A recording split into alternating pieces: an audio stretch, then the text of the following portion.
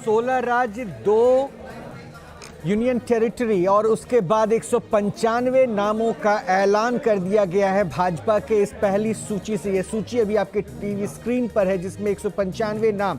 हालांकि अब हम उस पर भी ज़रा और डिटेल रिव्यू करेंगे कि किन नामों पर कैसी चली, क्योंकि दिल्ली में कम से कम ये तो तय है कि जिन 5 सीटों के बारे में बताया गया उसमें कई बदलाव हैं। जो दिल्ली में एक सीट सबसे ज़्यादा फोकस हो गई वो है नई दिल्ली सीट, जहां से सुषमा स्वराज की पुत्री बासुरी स्वराज को मौका मिला है। इतना ही नहीं, पवन सिंह भोजपुरी गायक हैं आसनसोल में। आसनसोल दरअसल वो क्षेत्र है बंगाल का जहां पर आप मान के चलिए कि हिंदी भाषी लोग भी वहां पर काफ़ी ज़्यादा संख्या में हैं और वहां पे उनकी डोमिनेंस भी देखने को मिलती है, इसलिए ये सीट बहुत।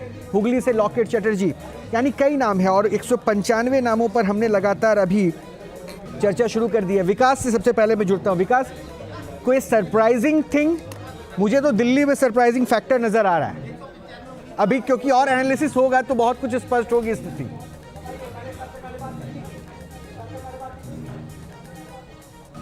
सरप्राइजिंग होगा और यूपी में बिल्कुल आमूल परिवर्तन देखने को मिल सकता है, लेकिन यूपी से ज्यादा आप दिल्ली में देखें कि हालांकि दिल्ली में कई पहले से लगाई जा रही थी और हालांकि लोग आकर रुक जा रहे थे कि जब भी मीनाक्षी लेखी का नाम आ रहा था, लेकिन देखे कि मीनाक्षी लेखी की जगह पर सुषमा स्वराज की बेटी बासुरी स्वराज को उम्मीदवार बना दिया गया और कुछ ही दिन पहले उन्हें दिल्ली बीजेपी में एक पद दिया गया था।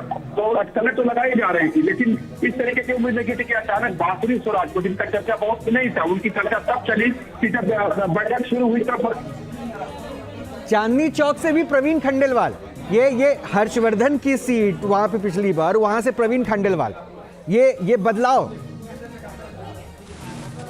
हालांकि जब जो कोरोना का टाइम था उस समय मीनाक्षी लेखी और हर्षवर्धन को लेकर के ही कहा जा रहा था कि इन लोगों किसके टिकट कर सकते हैं, लेकिन मंत्री पद तक छोड़ना पड़ा था, मंत्री पद तक छोड़ना पड़ा था उस वक्त उनके पास जो मंत्री पद था वो छोड़ना पड़ा।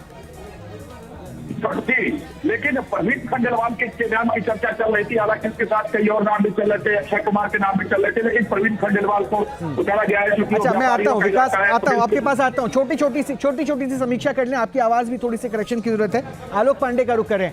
आलोक, क्या सरप्राइजिंग रहा उत्तर प्रदेश में जो 51 नाम आए हैं, वहां क्या सरप्राइजिंग रहा? एक नाम जिस पर विपक्ष हो सकता है अभी से वार करेगा, अजय मिश्र टेनी। क्या ये मान के चल रहे थे कि हाँ ठीक है ये होना है? देखिए, सबसे बड़ी बात है कि 51 जो आज लिस्ट और प्रत्याशियों के नाम घोषित किए गए, उसमें अगर कहा जाए तो अधिकतर नाम जो है वही हैं जिसकी उम्मीद लगाई जा रही थी, जो पहले से ही यहाँ पर सांसद हैं। लेकिन जिस नाम का आप जिक्र कर रहे हैं वो नाम जरूर ऐसा है जहाँ पर वापस से विपक्ष के पास कुछ मौके हो सकते हैं। हालांकि उस नाम को लेकर के कुछ जरूर संशय चल रहा था, लेकिन ऐसे ही संशय को अगर देखा जाए तो गोंडा की जो सीट है जहां ब्रजभूषण, वहां पर भी यही बात चल रही थी और वो बदलाव हम लोगों ने देख लिया। फिर जौनपुर की सीट को लेकर के देखा जाए तो एक बड़ा बदलाव है जहां पे महाराष्ट्र के पूर्व गृह मंत्री वो आकर के लड़ रहे हैं, बल्कि उन्हीं के तौर पर जो प्रचार का काम था वो पूर्व IAS अभिषेक सिंह लगातार कोशिश कर रहे थे। तो ऐसे कुछ नाम हैं। कृपा शंकर सिंह की बात कर ली जाए, उसके बाद अगर हम ब्रजभूषण की जगह पर उनके बेटे की बात कर लें, और हेमा मालिनी, ये माना जा रहा था कि उम्र ज्यादा हो गई है तो संभवतः ना मिले, पर इसके विपरीत हुआ। लेकिन आलोक, अगर हम इस लिस्ट को देखें, लगभग श्रावस्ती से आप ठीक कह रहे थे। आलोक, मैं आपके पास आ रहा हूँ। विकास चंद भी लगातार बने हुए। विकास, एक बड़ी बात यह है कि 90 से 95% उत्तर प्रदेश में जो 51 सीटों का ऐलान हुआ उसमें रिपीटेशन है, वही लोग हैं। लेकिन श्रावस्ती से टिकट मिला है नृपेंद्र मिश्रा के बेटे साकेत मिश्रा को। इसके अलावा जौनपुर में बदलाव देखने को मिला और जो नाम कहा जा रहा था कट जाएंगे टिकट, मैक्सिमम तो रिपीट हो गए हैं। जी देखिए, जैसा कि जब मैं पहले ही कह रहा था कि बहुत ज़्यादा उम्मीद उत्तर प्रदेश से थी कि उत्तर प्रदेश में बहुत ज़्यादा सरप्राइजिंग नाम आ सकते हैं, बहुत ज़्यादा टिकट कट सकता है, बहुत ज़्यादा रद्दोबदल किए जा सकते हैं, लेकिन ऐसा कुछ बहुत ज़्यादा दिखाई उत्तर प्रदेश में नहीं दिया और जो पुराने लोग हैं उन्हीं पे पार्टी ने विश्वास अपना जताया है। और आप देखें कि जैसा दिल्ली में है कि दिल्ली में अजय की स्थिति थी, लेकिन दिल्ली में आप देखें 5 नाम आया है तो उसमें बासी स्वराज का नाम चौंकाने वाला है। उसके बाद आप देखें कि डॉक्टर हर्षवर्धन का टिकट काट करके जिस तरीके से पार्टी ने चौंकाया है, लेकिन आप देखें कि साकेत मिश्रा को दिया गया। इसकी बारे में चर्चा तो चल रही थी, लेकिन पक्के तौर पर कोई कह नहीं रहा था, लेकिन अचानक से ये नाम आ गया तो कह सकते हैं कि ये चौंकाने वाला नाम है। जी बिल्कुल विकास जी, देखिए बृजभूषण शरण सिंह को लेकर भी तमाम अटकलें थी, लेकिन अब तस्वीर जो है वो इस लिस्ट के आने के बाद साफ हो गई क्या?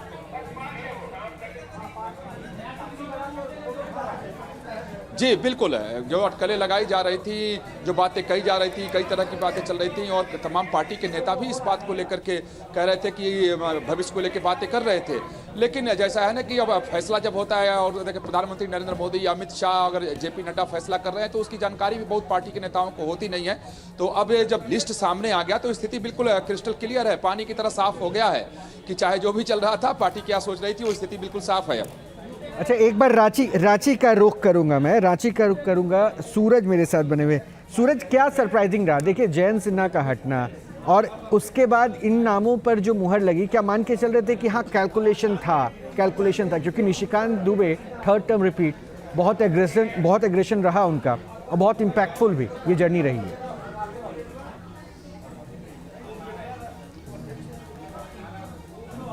देखिए आज जिस तरह से 11 सीट की फर्स्ट लिस्ट में 11 नामों की जो घोषणा हुई, उसमें 4 नए चेहरे झारखंड बीजेपी के लिए अगर हम बात करें, 4 नए चेहरों में कांग्रेस से सांसद गीता कोड़ा कुछ दिन पहले वो चाईबासा से वो सांसद रही है, वो बीजेपी में शामिल हुए। इसके अलावा 3 नए चेहरे झारखंड बीजेपी में, ताला मरांडी जो कि राजमहल से वो इस बार चुनाव लड़ेंगे। इसके अलावा सुदर्शन भगत जो कि लोहरदगा से उम्मीदवार हुआ करते थे, अब उनके जगह राज्यसभा सांसद जो सभी लोग वो अब उनके जगह चुनाव लड़ेंगे। तीसरे और चेहरे की अगर हम बात करें तो एक चेहरे और यहां पर रिपीट किया गया है, वो है जयंत सिन्हा, क्योंकि हजारीबाग से 2 बार वो लोकसभा चुनाव लड़कर वो पार्लियामेंट पहुंचे हैं, लेकिन अब उसके जगह मनीष जायसवाल जो कि हजारीबाग से विधायक है, वो लोकसभा उम्मीदवार, यानी 11 में से 4 इस बार झारखंड बीजेपी के लिए नए चेहरे हैं। लेकिन 3 और नामों की घोषणा होनी है, इसमें चतरा लोकसभा है, धनबाद लोकसभा है, इसके अलावा गिरिडीह लोकसभा है। लेकिन ये 3 नामों की अभी फिलहाल घोषणा नहीं हुई, क्योंकि बीजेपी के सहयोगी पार्टी है आजसू। तो अब ये देखना कि आजसू कितनी सीटों की वो मांग करती है, क्योंकि उससे पहले भी कई चुनाव आजसू और बीजेपी ने लोकसभा या फिर बीजेपी विधानसभा, तो जाहिर सी बात है थोड़ा और इंतजार करना होगा। लेकिन इस बार जो फर्स्ट लिस्ट में 11 नाम की घोषणा हुई है, इसमें 4 नए चेहरे हैं भारतीय। चलिए बने रहे, हम लौट रहे हैं आपके पास। मोहित राज दुबे भी लगातार बने हुए। मोहित, जो मेरी समझ में आया लिस्ट में, अगर मैं गलत हूं तो मुझे करेक्ट करिएगा, बृजभूषण सिंह वाली सीट पर अभी ऐलान नहीं हुआ है, क्योंकि कैसरगंज उनकी सीट है। गोंडा से कीर्तिवर्धन सिंह को टिकट तो दे दिया है, लेकिन अभी कैसरगंज के नाम का ऐलान नहीं किया। सही बात है? राइट, बिल्कुल अंजित, बिल्कुल सही कह रहे हैं मोहित।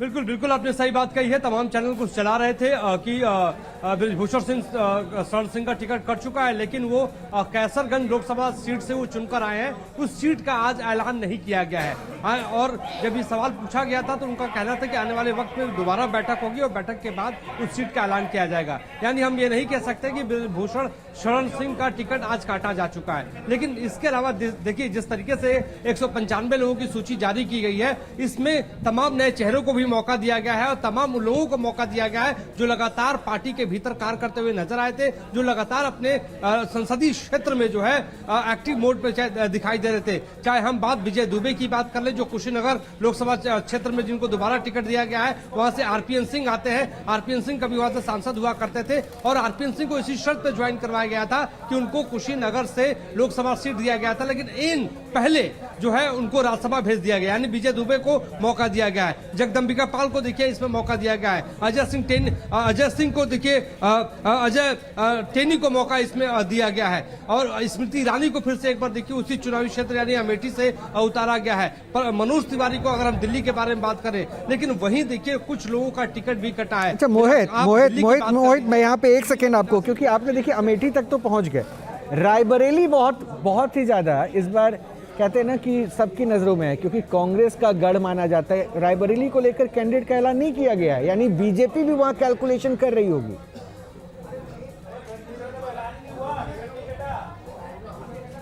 बिल्कुल, देखिए अमेठी और रायबरेली हाई प्रोफाइल सीटों में से एक है। अब तक जो है रायबरेली से सोनिया गांधी चुनकर आती रही हैं और इस बार जो हमारे सूत्र बता रहे हैं वहां से प्रियंका गांधी जो है वहां से ताल ठोकती हुई आपको नजर आएंगी कांग्रेस पार्टी से। तो कांग्रेस पार्टी जब प्रियंका गांधी वहां पर लड़ेंगी तो भारतीय जनता पार्टी से कौन बेहतरीन और कौन मजबूत उम्मीदवार हो सकता है उसको लेकर अभी चर्चा जो है, जो प्रधानमंत्री नरेंद्र मोदी के साथ केंद्रीय चुनाव समिति की बैठक हुई थी उसमें जो है चर्चा नहीं की गई थी, लेकिन ये माना जा रहा है कि वहां से अदिति सिंह को मौका दिया जा सकता है आने वाले वक्त में। या अब तो मोहित मनोज पांडे भी आ गए हैं और मनोज पांडे भी